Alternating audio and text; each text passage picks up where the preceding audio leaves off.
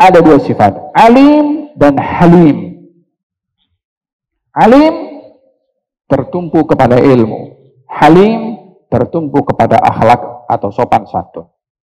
Ingin memberitahukan bahwa anak itu punya hak pada orang tuanya dua, ilmu dan juga adab, ilmu dan juga akhlak.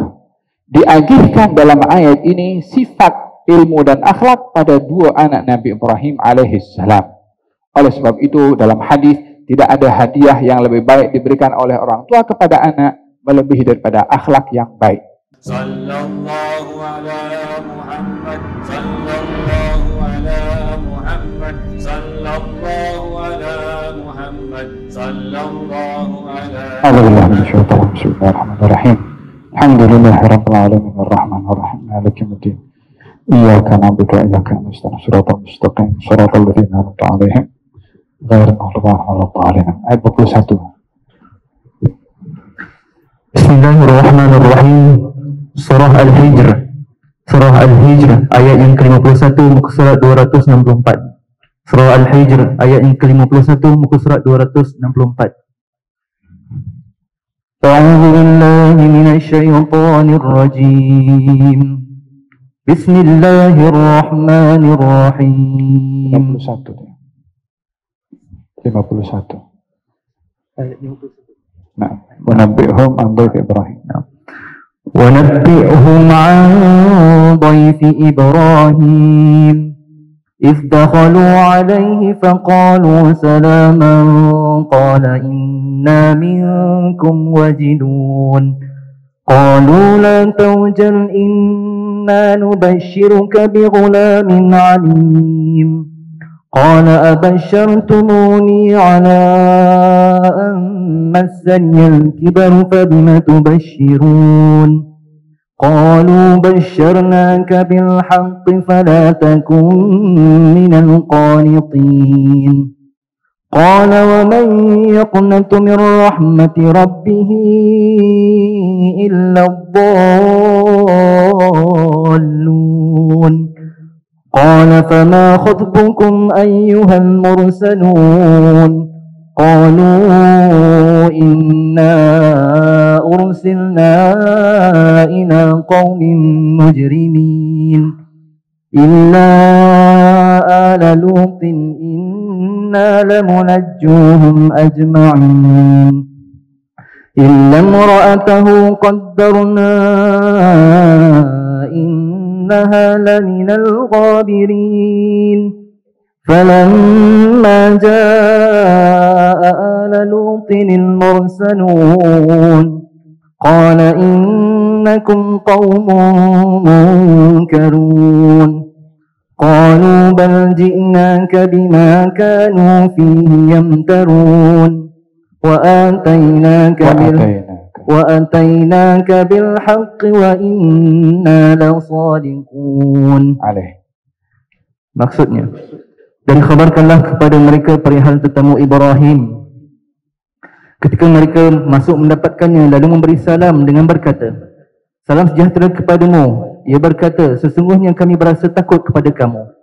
Mereka menjawab, janganlah engkau takut, sebenarnya kami hendak menggembirakanmu dengan berita bahawa engkau akan beroleh seorang anak lelaki yang bakal menjadi seorang yang berilmu. Nabi Ibrahim berkata, betulkah kamu menggembirakan daku dengan berita yang demikian? Padahal aku telah tua, maka dengan jalan apakah kamu menggembirakan daku? Mereka, para malaikat menjawab, kami menggembirakanmu dengan jalan yang sungguh benar. Oleh itu janganlah engkau menjadi dari orang yang berputus asa.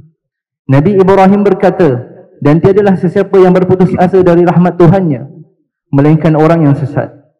Nabi Ibrahim bertanya pula, apa hal kamu wahai utusan Tuhan? Mereka menjawab, kami diutus kepada suatu kaum yang berdosa untuk membinasakan mereka, melainkan keluarga Nabi Lut. Sesungguhnya kami akan menyelamatkan mereka semuanya, kecuali istrinya. Kami telah tentukan menurut keputusan Allah, sesungguhnya ia dari orang-orang yang tinggal menerima kebinasaan. Maka apabila para malaikat utusan itu datang kepada kaum Nabi Lut, Nabi Lut berkata, sesungguhnya kamu suatu kaum yang tidak dikenali serta tidak diketahui baiknya kedatangan kamu.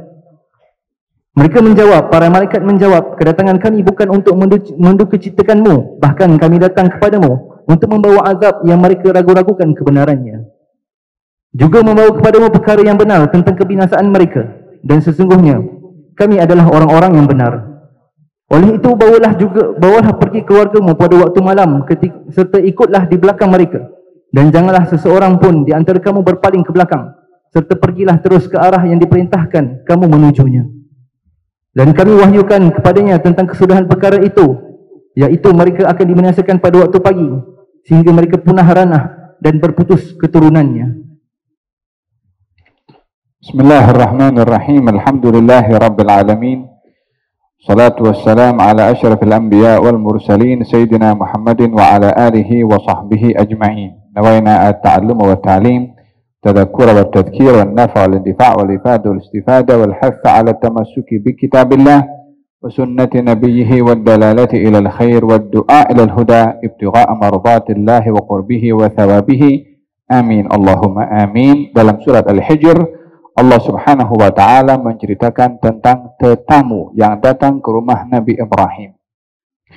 Disebutkan dalam ayat ini tetamu, dan dikisahkan secara terperinci oleh Allah Subhanahu wa ta'ala adab dalam bertamu, sehingga dijadikan di dalam syariat Islam melayan tetamu bahagian daripada kesempurnaan iman. Disebabkan oleh kerana Allah Subhanahu wa ta'ala juga menjadikan hambanya sebagai tetamu kepada Allah, sehingga Allah juga melayan kepada tetamu walaupun dia adalah Tuhan, dia adalah yang maha perkasa, dia tidak perlu untuk melayan sesiapapun. Tetapi makhluk yang kecil ini, makhluk yang hina ini, ketika datang ke rumahnya Allah, baik itu masjid atau datang ke rumah Allah untuk umrah ataupun haji, dijadikan sebagai tetamu. Katanya tetamu Allah ada 3. Yang pertama adalah orang yang umrah, yang kedua adalah orang yang haji, dan yang ketiga orang yang berjihad di jalan Allah Subhanahu wa ta'ala. Maka dijadikan mereka sebagai tetamu, maknanya punya hak kepada tuan rumah untuk dilayan. Kalau Allah saja Tuhan layan kepada hambanya yang jauh lebih rendah, bahkan tak ada nilainya dibandingkan dengan kemuliaan dan keagungannya Allah, masihlah Allah itu melayan kepada hambanya sebagai tetamu. Maka orang yang melayan kepada tetamu meniru sifatnya Allah yang melayan tetamu Allah Subhanahu wa ta'ala. Walihada dalam Al-Quranul Karim Allah berfirman kepada Nabi Ibrahim dan juga Nabi Ismail, وَعَهِدْنَا إِلَى إِبْرَاهِيمَ وَإِسْمَعِيلَ أَنْ طَهِرَا بَيْتِيَ لِلطَّائِفِينَ وَالْعَاكِفِينَ وَالرُّكَّعِ السُّجُودِ. Kami ambil janji daripada Ibrahim dan juga Ismail untuk sucikan rumahku, yakni Ka'bah, Masjidil Haram, disucikan. Untuk apa? Untuk tetamunya Allah. Untuk kamu layan kepada mereka, bersihkan rumahku. Karena tetamu aku akan datang. Baik orang yang tawaf, orang yang salat, orang yang ruku, orang yang sujud, orang yang beriktikaf, yang datang ke rumahnya Allah, ke Masjidil Haram, menjadi tetamu kepada Allah. Diperintahkan oleh Allah Nabi Ibrahim dan Nabi Ismail untuk membersihkan dan mensucikan. Dengan demikian kita melayan tetamu, hendaklah rumah kita bersih, nampak kemas, supaya tetamu itu nampak dilayan dengan elok. Apa sebabnya? Sebab Allah melayan tetamunya pun dengan elok. Rumahnya dibersihkan, dilayan tetamunya dengan elok oleh Allah Subhanahu wa ta'ala. Oleh kerana sifat Allah itu melayan kepada tetamu, maka melayan tetamu itu yang dilakukan oleh manusia bahagian daripada kesempurnaan iman. La yu'min ahadukum hatta man kan yu'min billah wal yawmil akhir falyukrim dhaifahu. Siapa orang yang dia beriman kepada Allah dan hari akhirat, maka hendaklah dia melayan kepada tetamunya. Apa sebabnya diikat layan tamu kepada iman? Karena Allah juga melayan kepada tetamunya. Paham dong? Jadi kalau tetamu datang jangan jangan susah hati. Kalau datang tamu jangan komplain, kenapa tak begitu awal-awal? Kadang-kadang kita pun juga akan mungkin kita husnudzan, orang tak bagi tahu, kalau bicara seperti itu mungkin nak layan dengan elok. Kalau mendadak datang mungkin tak ada persiapan, belum kemas, mungkin ada hal lain kan.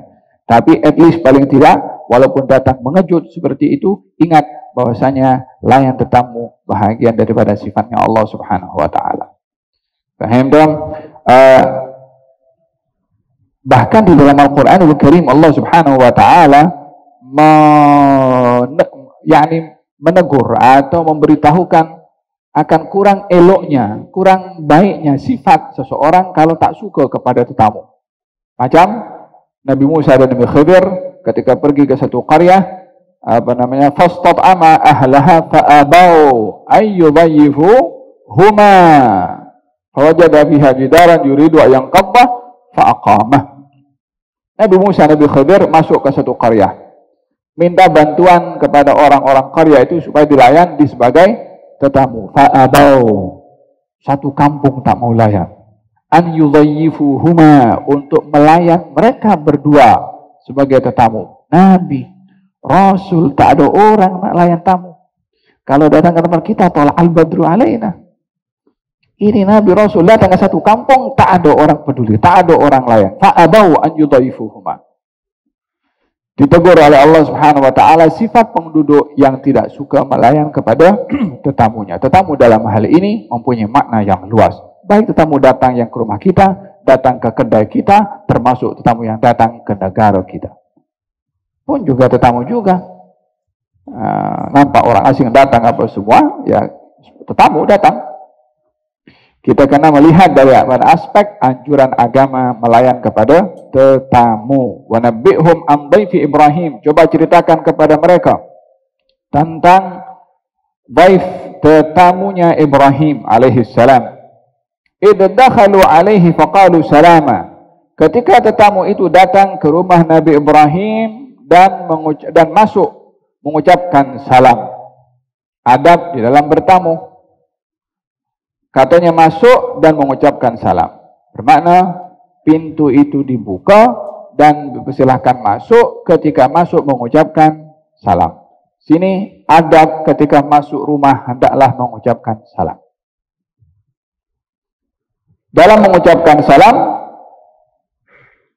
memberi keberkatan kepada yang bersalam, yang menjawab salam, dan kepada rumah yang disebutkan salam. Fil hadis, baginda Rasulullah bersabda, kalau kamu masuk ke rumah, ucapkanlah salam, karena salam kamu itu membawa berkat pada rumah. Maksudnya membawa berkat kepada orang yang ada dalam rumah.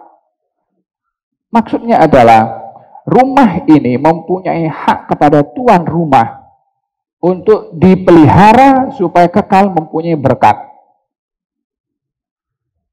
Macam mana kita nak jaga rumah kita berkat? Dengan salah satunya adalah dengan mengucapkan salam. Salah satunya adalah diisi rumah itu dengan ibadah. Janganlah kamu jadikan rumah kamu macam kubur, kata Nabi SAW. Ya, tak ada aktiviti ibadah sama sekali.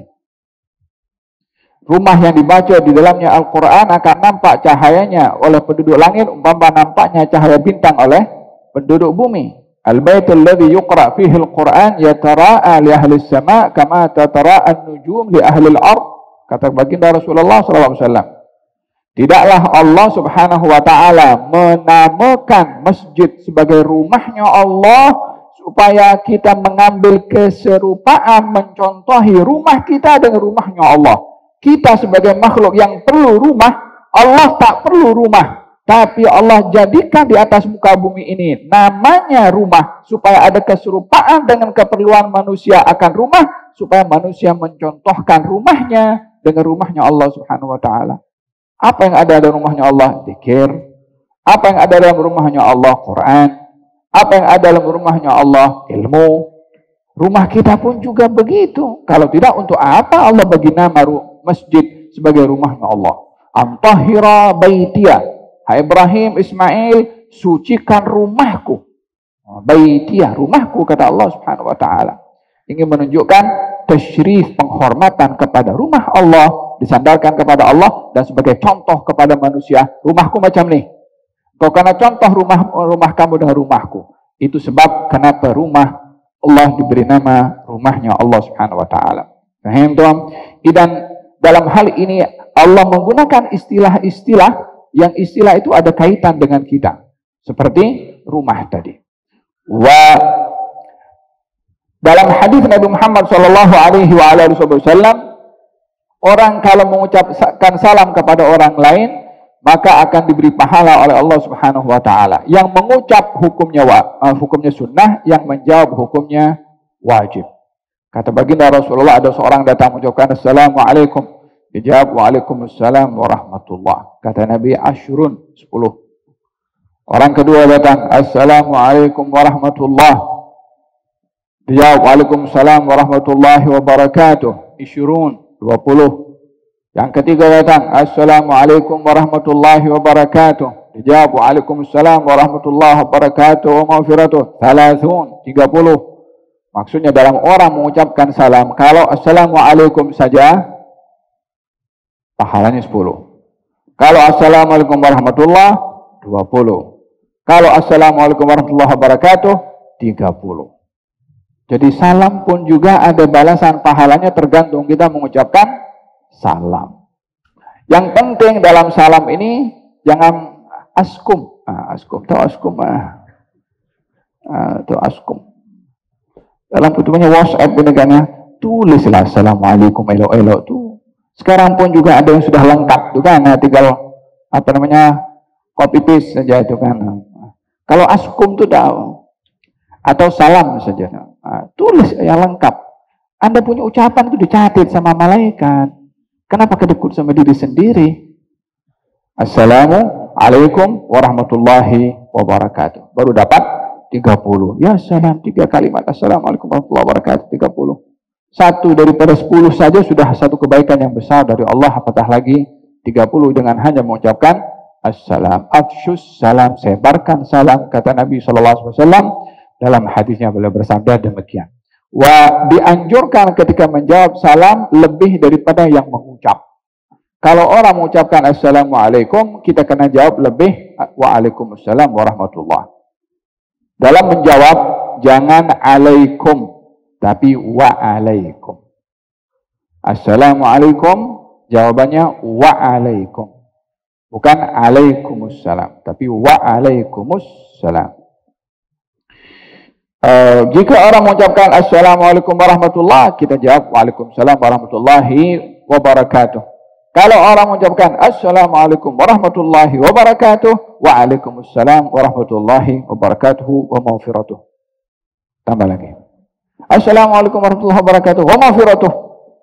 Waalaikumsalam warahmatullahi wabarakatuh wa maghfiratuh wa ridwanuh. Fa idza hayyitum bi tahiyyatin fahayyu bi ahsana minha aw rudduha. Kalau orang mengucapkan salam kepada kamu, balaslah salam dengan yang lebih baik. Dia ucapkan assalamualaikum, lebih baiknya waalaikumsalam warahmatullah.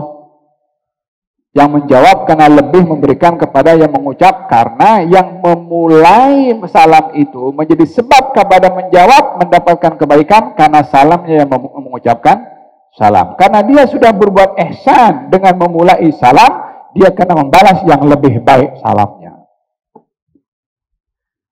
Sehingga ada berkenaan dengan mengucapkan assalam. Nah, dalam kita bertamu, antara mengucapkan salam dengan minta izin masuk, dua hal yang berbeza. Salam adalah untuk sebagai pembuka pertemuan dengan mengucapkan assalam, termasuk dengan bersalaman. Fil hadis, tidaklah dua orang muslim bertemu dan bersalaman melainkan digugurkan oleh Allah Subhanahu wa taala dosa-dosanya ketika dilepaskan tangan itu. Ketika bersalaman. Nah, mengucapkan salam berbeda dengan meminta izin untuk masuk. Jadi kalau orang mengucapkan meminta izin untuk masuk, masuklah dengan mengucapkan salam, atau salam dulu kemudian minta izin untuk masuk ke rumah. Kadang-kadang mungkin rumah belum siap, mungkin rumah masih tak kemas, mungkin orang ada dalam rumah masih nak bersihkan. Jangan nampak rumah terbuka sudah assalamualaikum terus masuk dalam. Nanti keadaan di dalam kurang kemas, tuan rumah jadi malu. Dan itu bahagian daripada kehormatan tuan rumah untuk dijaga ketika kita bertamu. Hatta kawan rapat kita, hatta kawan yang best friend kita, dah macam kita sebantal kata orang, tapi tetap jaga adab ketika masuk rumah dengan adab-adab nabawi yang dianjurkan atau diajarkan oleh Nabi sallallahu alaihi wasallam. Idakhalu alaih, dalam hadis Nabi Muhammad sallallahu alaihi wasallam, ketika ada orang datang ke rumahnya, terus dia masuk ke dalam rumah Nabi. Kata baginda Rasulullah sini, kalau kamu datang ke rumah orang, ucapkan assalamualaikum. Kemudian, boleh saya masuk? Macam tu. Dan kalau sudah masuk dalam rumah, jangan duduk di kursi yang mana dia suka. Nampak kursi, cantik kursi itu. Mungkin kursi itu adalah kursi khas untuk untuk tuan rumah duduk kat situ. Dan jangan duduk di kursi yang menghadap ke belakang. Jadi pergerakan orang yang pergi ke dapur ke sehingga kita boleh nampak di situ.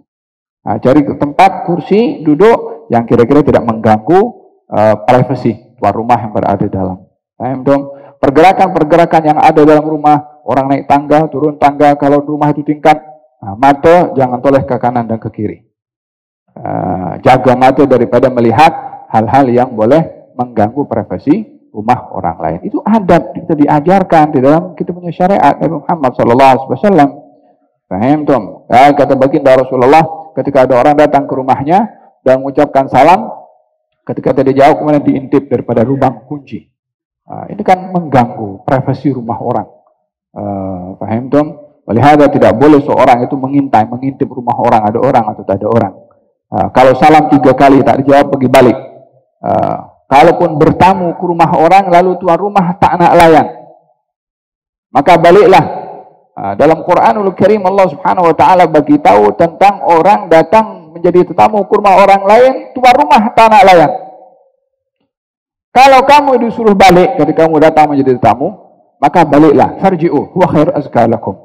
Yang demikian itu lebih membawa kesucian bagi kamu.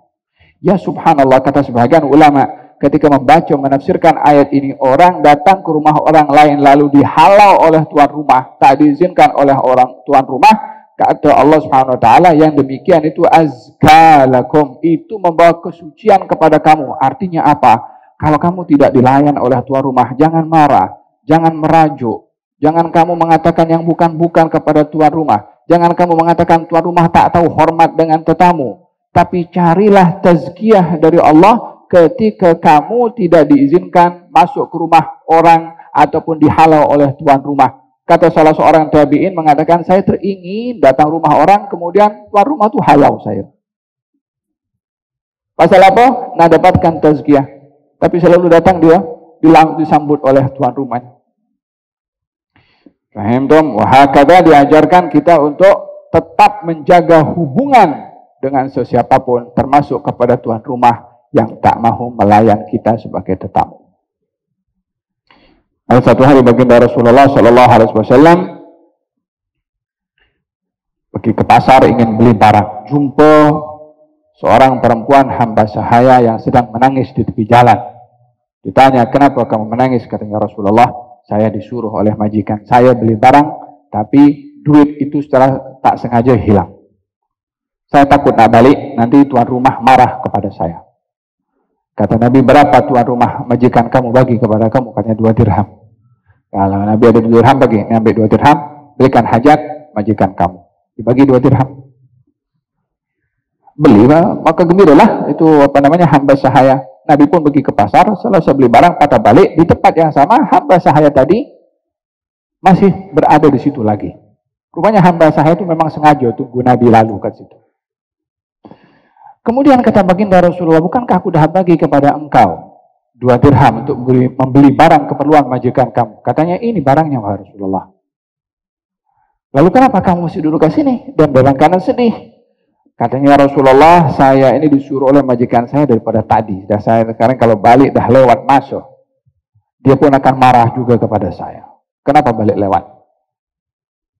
Kata baginda Rasulullah, mahukah kamu aku tolong untuk aku bawa kamu ke rumah majikan kamu agar supaya tidak dimarah oleh majikan kamu? Tengok macam mana kan, hamba sahaya orang biasa mungkin tak dipedulikan, dilayan untuk dijaga perasaannya. Jabrul khatir. Melihat orang sedih tak tahan Nabi SAW. Azizun alaihi ma'anitum. Berat bagi beliau apa-apa musibah yang menimpa kepada kamu. Tak boleh tengok orang susah. Beliau akan merasa lebih susah. Katanya, boleh aku tolong kamu untuk kamu tidak dimarah oleh majikan kamu. Aw taf'al dzalik ya Rasulullah. Yakni semulia itu ke engkau nak layan aku sampai engkau nak hantarkan aku ke rumah majikan aku. Kata Nabi, kalau kamu mau aku hantar. Kata dia, marhaban wa karamah. Diantar, bagi tahu rumahnya sebelah sini, sampailah ke rumah majikan. Nabi mengucapkan, Assalamualaikum warahmatullahi wabarakatuh. Tuan rumah mendengarkan suara yang tidak pernah dilupakan oleh mereka. Suaranya yang cukup masyhur. Dengar suara baginda Rasulullah punya seronok. Maka tuan rumah menjawab, Waalaikumsalam, tapi dengan suara perlahan-lahan. Waalaikumsalam warahmatullahi wabarakatuh. Nabi tidak mendengar jawab tuan rumah. Maka diulang kali yang kedua. Assalamualaikum warahmatullahi wabarakatuh. Kali yang kedua, ucapan salam dijawab dengan perlahan-lahan juga. Kali yang ketiga, maka dijawab, Waalaikumsalam warahmatullahi wabarakatuh. Jawab dengan suara yang keras, karena mereka tahu kalau kali ketiga tak dijawab, Nabi pergi jawab balik. Sementara mereka merasa bertuah karena didatangi rumahnya oleh Rasulullah Shallallahu Alaihi Wasallam. Katanya, kenapa aku ucap salam kepada kamu kali pertama, kedua kamu tak jawab? Ya Rasulullah, kami jawab, tapi kami jawab perlahan-lahan, sebab kami tahu engkau kalau datang ke rumah mengucapkan salam sampai 3 kali. Kami ingin mengharapkan berkat salam kamu. Tengok kan? Tidak marah Nabi SAW. Karena tujuannya adalah ingin mendapatkan kebaikan. Apa hajat ya Rasulullah? Tidakkah engkau suruh orang sedatang ke tempat kami untuk kami datang ke tempat engkau dan layan hajatmu? Kata Nabi, saya datang ini adalah untuk memberi syafaat kepada hamba sahaya kamu ini, karena dia nak balik ke rumah dalam keadaan lewat dan khawatir dimarah. Aku mohon supaya kamu tidak marah kepada mereka, kepada dia. Kata tuan rumah, ya Rasulullah, engkau datang ke rumah kami hanya untuk itu saja? Katanya, ya, untuk itu saja.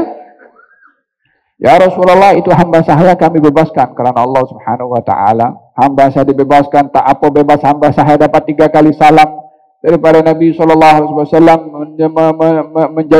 menerima tamu baginda Rasulullah SAW disebabkan hamba sahaya tadi. Jadi tak dilupakan hamba sahaya menjadi sebab datangnya Rasulullah, dengan dibalas ihsan juga dengan ihsan, dibebaskan hamba sahaya tadi oleh tuan rumah. Di sini Nabi mengucapkan salam berapa kali? 3 kali. Faham dong? Jadi kalau bertamu ke rumah orang, ucapkan salamnya adalah 3 kali. Faqalu salama, ucapkan salam. Malaikat datang ke rumah Nabi Ibrahim, mengucapkan salam. Qala inna minkum wajilun. Kami ini risau kepada kamu. Maksudnya adalah malaikat itu datang mengucapkan salam, salamnya dijawab oleh Nabi Ibrahim, kemudian dipersilakan masuk, kemudian dihidangkan makanan daging hanid. Setelah dihidangkan makanan, tak seorang pun daripada malaikat yang menghulurkan tangannya untuk makan. Fa'aujasa minhum khifah. Di situ Nabi Ibrahim mula risau. Yang namanya dihidangkan makanan patutnya dimakan, tapi ini tak dimakan, tidak dihulurkan tangan pun juga.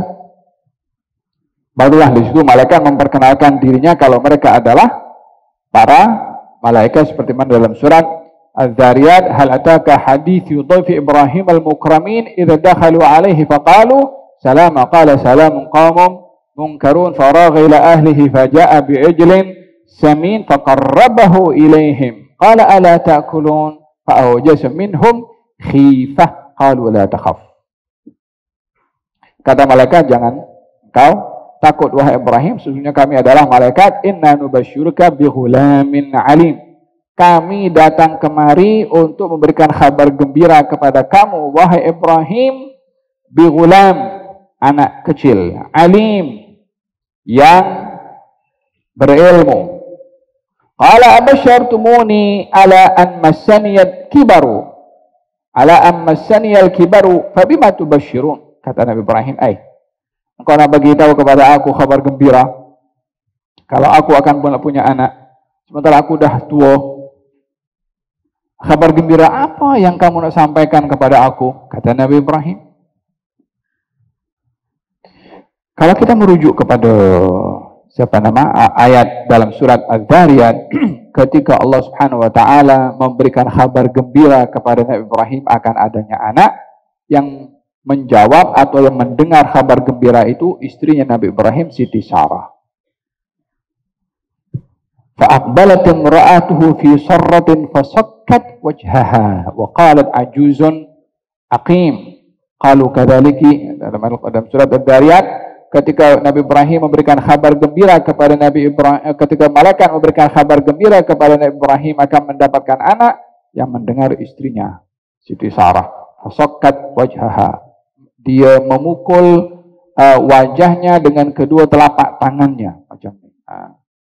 Ini dahulu kiasan orang perempuan kalau dia terkejut dan terlalu happy, dia pukul mukanya. Tapi tak kuatlah, bukan tampar. Fasakkat wajhaha, sebagai tanda kiasan kegembiraan yang luar biasa. Digambarkan oleh Allah Subhanahu wa taala ekspresi kegembiraan itu sendiri merujuk kepada terlalu gembiranya Siti Sarah karena mendapatkan zuriyah, dan mengatakan, adakah setua aku ini akan mendapatkan zuriyah? Kata Siti Sarah. Dalam hal ini Nabi Ibrahim mengatakan, kamu bagi kabar gembira kepada aku sementara aku sudah tua. Dengan demikian antara Siti Sarah dan Nabi Ibrahim punya kata-kata yang sama, bahwasanya kita berdua sudah tua. Dalam fikiran mereka pun juga seusia Nabi Ibrahim dan Siti Sarah tidak mungkin untuk mendapatkan zuriyah. Jadi dalam hal ini kata Nabi Ibrahim, adakah kamu ingin memberitahukan kepada aku kabar gembira sementara aku sudah tua? Kabar gembira apa yang kamu nak beritahu kepada aku? Yani soalan itu soalan ta'ajub, bukan soalan mempertikai kekuatan Allah Subhanahu wa taala. Adakah Allah mampu menjadikan orang tua, mungkin yang sudah menopause, mungkin yang sudah tidak lagi ada haid, bolehkah lagi untuk nak hamil dan melahirkan? Kalau ikut hukum sains, tidak mungkin. Tapi karena kuasa Tuhan tidak tertakluk dengan hukum sains, tapi dia tertakluk dengan kehendak yang memberikan ilmu sains, dia boleh ubah. Dia Tuhan. Siapa boleh menghalang kekuasaan Allah untuk berbuat sesuatu? Tidak ada. Yang cipta api itu adalah Allah, yang cipta panas pada api adalah Allah juga. Allah boleh ambil apinya, panasnya ada. Allah boleh ambil panas, apinya ada. Tak ada siapa boleh menghalang Allah Subhanahu wa taala pada ciptaannya. Pada Nabi Ibrahim alaihissalam ketika dilempar dalam api, diambil panasnya, apinya ada. Apinya menyala sampai 1 minggu. Nabi Ibrahim sujud dalam. Wa qulna ya naru kuni bardan wa salaman ala Ibrahim. Wahai api, jadilah kamu sejuk dan selamat. Sejuk dan selamat. Ya subhanallah. Bukan hanya diambil panas. Kalau diambil panas belum tentu sejuk. Tapi ini diletakkan yang lawan daripada sifatnya api. Sifat api itu panas. Panasnya diambil, diletakkan lawannya panas. Itu sejuk.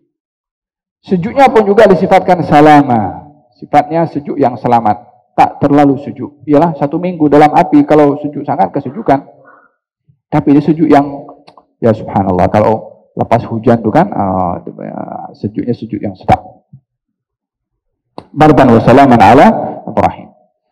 Dalam Al-Quranul Karim, Allah Subhanahu wa taala memberikan perumpamaan kepada golongan kaum munafiqin. Kamathalil ladzi istawqada naran falamma adha'at hawlahu dhahaballahu binurihim. Disifatkan oleh Allah golongan orang-orang munafiqin umpama orang menyalakan api. Ketika api itu menyala dan cahaya api menerangi ruangan, diambil apinya oleh Allah Subhanahu wa taala. Panasnya ada.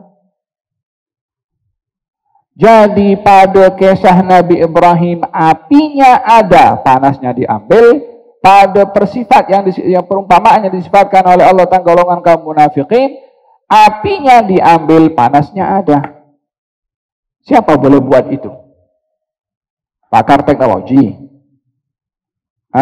yang punya drone, atau yang punya nuklir boleh buat macam itu. Hanya Allah Subhanahu wa taala yang boleh buat seperti itu. Walihada apa saja boleh diubah oleh Allah Subhanahu wa taala. Orang yang sudah tidak lagi boleh hamil boleh jadi hamil. Nabi Zakaria tidak boleh hamil, tidak boleh di usia sudah tua boleh juga mempunyai anak. Istrinya sudah mandul disembuhkan boleh melahirkan. Wa hakadha innama amruhu idza arada syai'an yaqulu lahu kun fayakun.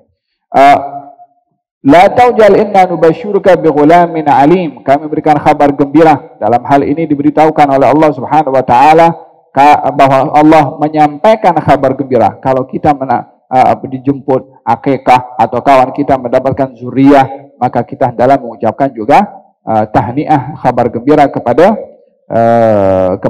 orang tersebut. Dan kalau mendapatkan cahaya mata adalah diberitahukan kepada orang lain supaya mendapatkan ucapan tahniah daripada orang, dan juga doa meniru perbuatan Allah Subhanahu wa taala yang mengucapkan kabar gembira kepada Nabi Ibrahim, inna nubasyyiruka bighulamin alim. Ya subhanallah, dalam Quranul Karim ketika Allah Subhanahu wa taala menceritakan tentang anaknya Nabi Ibrahim, Ismail dan Ishak, disebutkan oleh Allah Subhanahu wa taala dua sifat.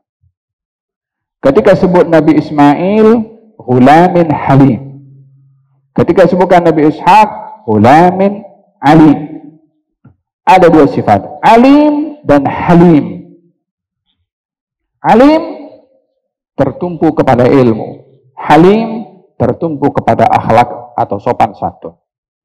Ingin memberitahukan bahwa anak itu punya hak pada orang tuanya dua, ilmu dan juga adab, ilmu dan juga akhlak. Diagihkan dalam ayat ini sifat ilmu dan akhlak pada dua anak Nabi Ibrahim alaihissalam.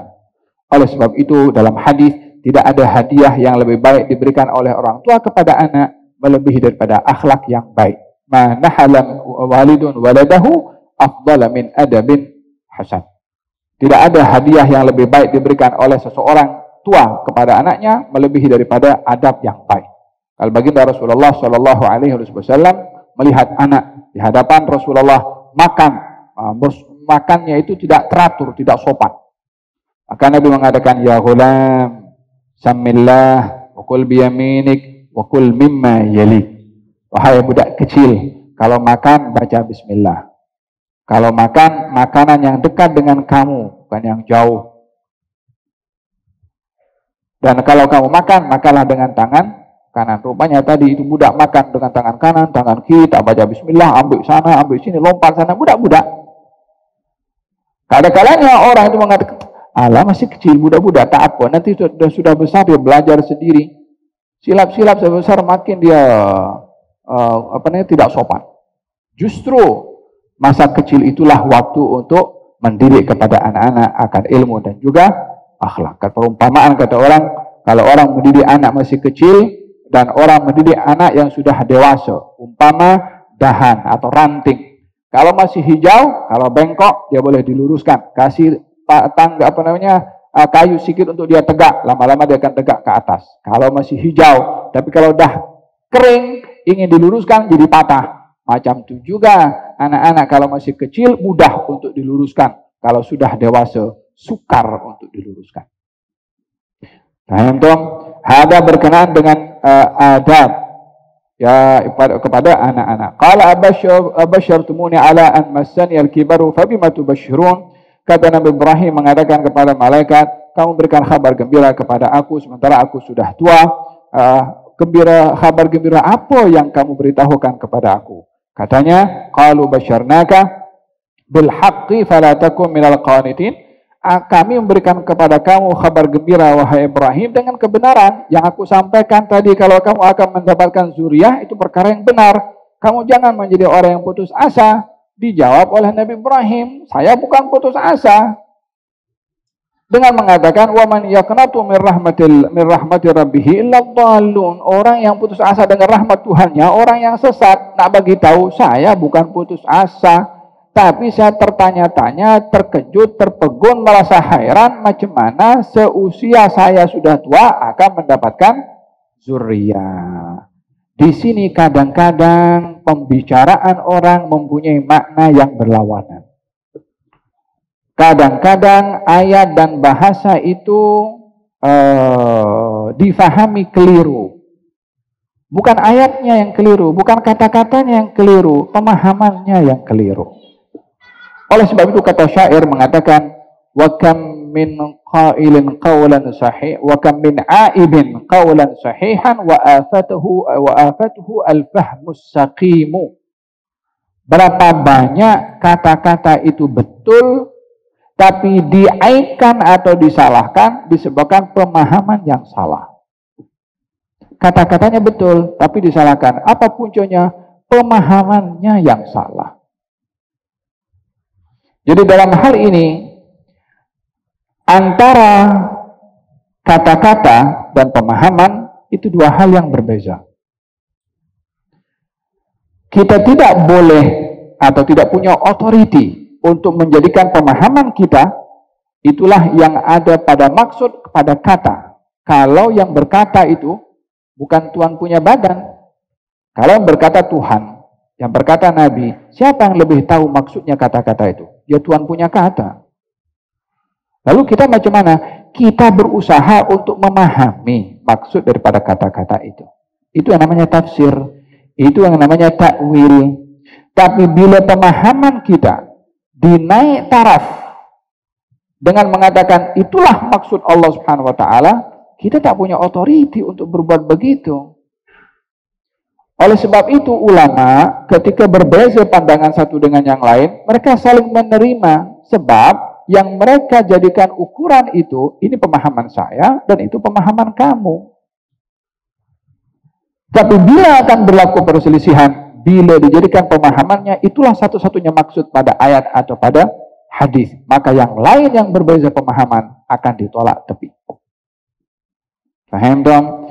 Ini perbezaan antara ayat kata dengan pemahaman terhadap ayat atau kata. Oleh hada, kata Imam Syafi'i mengatakan, fahmi atau pendapat saya ra'yi shawab yahtamilul khata' wa ra'yu ghairi khata' yahtamilus shawab. Pendapat saya adalah saya rasa itu adalah yang betul, dan pendapat orang lain adalah salah. Tapi orang lain, pendapat saya adalah betul menurut saya, tapi mungkin ia salah menurut orang lain. Pendapat orang lain itu salah menurut saya, tapi mungkin dia betul. Jadi tidak boleh ada mengeksploitasi dalam pemahaman saya yang paling betul. Tidak ada begitu. Oleh sebab itu perbezaan adalah wajar. Yang tidak wajar adalah kalau bergaduh di dalam berbeza. Permasalahannya adalah kalau orang berbeza pendapat, dua-duanya orang yang pakar, orang-orang yang alim, tak ada masalah. Tapi yang problem adalah orang yang tak tahu, tak belajar, dunianya dalam Facebook dan TikTok, dia nak jadi macam mujtahid. Terus dia kondem sana, kondem situ, seakan-akan dia jadi mahkamah akhirat. Oleh hada, hendaklah kita mengetahui batasan cara menilai tentang pemahaman itu sendiri. Hendaklah berhati-hati supaya tidak keliru. Nah, ini hatta malaikat pun, malaikat mengatakan kepada Nabi Ibrahim, kamu jangan putus asa. Kata Nabi Ibrahim, saya bukan putus asa. Ta'ajub atas apa yang berlaku kepada dirinya. Qalu basyarnaka bil haqqi wa fala takun minal qanitin. Qalu may yaqnatu min rahmati rabbih illa dhallun. Demikian kata-kata Nabi Ibrahim alaihissalam yang memberitahukan saya tidak berputus asa. Ingin memberitahukan bahwasanya jangan sekali-kali kita sebagai hamba Allah punya sifat putus asa. Apapun yang dilalui dalam kita punya kehidupan. Dokter kata kanser tak boleh sembuh. Dokter kata 6 bulan paling lama. Dokter kata tak ada ubat. Bos kata tak ada ruang kepada kamu untuk sambung kerja. Majikan kata kamu begini, kamu begitu. Jangan sekali-kali putus asa dengan apa yang dikata oleh manusia. Kita ada Tuhan yang menciptakan manusia. Dokter tak boleh sembuh, bukan berarti dokter tak boleh menjamin kesembuhan, bukan bermakna kesembuhan tertutup hanya dengan keyakinan ataupun kata-kata dan kesimpulannya dokter. Dokter manusia adalah punya ilmu sebatas yang Allah kasih. Tapi dokter tidak boleh melebihi daripada batasan ilmu yang tidak dimiliki olehnya. Ya betul, mungkin kata-kata dokter itu betul menurut apa yang sudah dikaji dan dipelajari oleh dokter. Kita tak boleh, dokter tak boleh pegang nih. Ini dokter semuanya tak betul semuanya. Mana boleh tak betul. Bukan nak menyalahkan dokter, tetapi ingin memberitahukan batasan ilmu yang ada pada dokter. Dokter itu pun kalau ditanya, adakah ilmu kamu itu keputusan ini daripada Tuhan? Kau sudah tak akan mengatakan daripada Tuhan, itu daripada ilmu sains.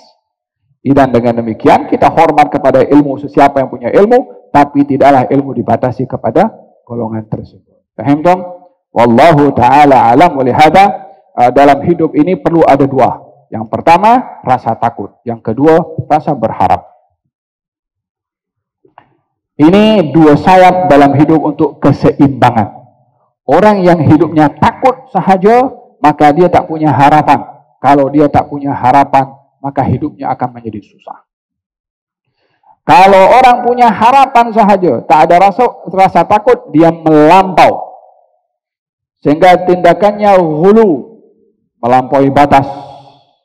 Dengan berpandukan harapan. Tapi kalau dia punya rasa takut dan harapan, dia tekan break untuk tidak melampau pada takut dan tidak melampau pada harapan. Bila dia berada dalam perasaan takut yang melampau, dia ingat adanya harapan. Bila dia punya harapan yang melampau, dia akan ingat pada perasaan takut. Dengan begitu baru seimbang. Walihada kata baginda Rasulullah SAW, tidak terkumpul dua hal, rasa takut dan rasa berharap, kecuali Allah akan amankan dia daripada apa yang ia takutkan, dan Allah akan berikan kepada dia akan apa yang ia harapkan. Mudah-mudahan Allah SWT menganugerahkan kepada kita rasa takut dan rasa berharap, sehingga dengan rasa takut Allah lindungi kita daripada apa yang kita takutkan. Dengan rasa berharap, Allah akan penuhi apa yang kita harapkan kepada Allah Subhanahu wa taala. Amin. Allahumma amin. Ahlan wa sahlan bi Dr. Jamal Faruq, pensyarah daripada Al-Azhar University. Ahlan wa sahlan. Jazallahu anna sayyidana Muhammadan Sayyidina Muhammadan ma huwa ahluhu